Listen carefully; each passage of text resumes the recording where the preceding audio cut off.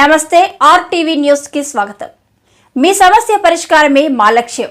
మీ సమస్యలను వాట్సాప్ చేయండి చాలు. 9492726238. మా వార్తలు మీకు నచ్చినట్లయితే లైక్ చేయండి, షేర్ చేయండి, సబ్స్క్రైబ్ చేయడం మాత్రం మర్చిపోకండి.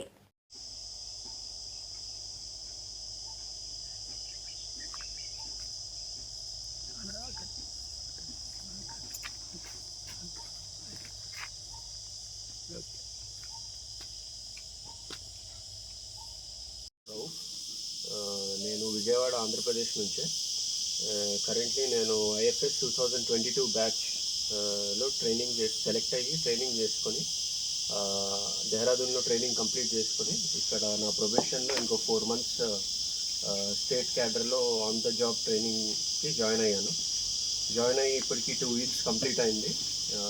నాకు విశాఖపట్నం సర్కిల్, అనకాపల్లి / నర్సీపట్నం డివిజన్, అలాగే కేడీపేట రేంజ్ అలాట్మెంట్ జరిగింది. సో ఇక్కడ ట్రైనింగ్ ఫస్ట్ 2 weeksలో మన డివిజన్ ఆఫీస్, డిస్ట్రిక్ట్ ఆఫీస్ ఉంది నర్సీపట్నంలో, అక్కడ 1 week ట్రైనింగ్ అయింది. తర్వాత సర్కిల్ ఆఫీస్ విశాఖపట్నంలో 2nd week అయింది. ఇప్పుడు 3rd week నుంచి ఇక్కడ కేడీపేటలో అటాచ్మెంట్ స్టార్ట్ అయింది. సో ఇక్కడ కేడీపేట బీట్ ఫస్ట్ చేసి, అలాగే కేడీపేట సెక్షన్ 1 week చేసి, తర్వాత నెక్స్ట్ 3 months ఇక్కడే కేడీపేటలోనే ఉంది.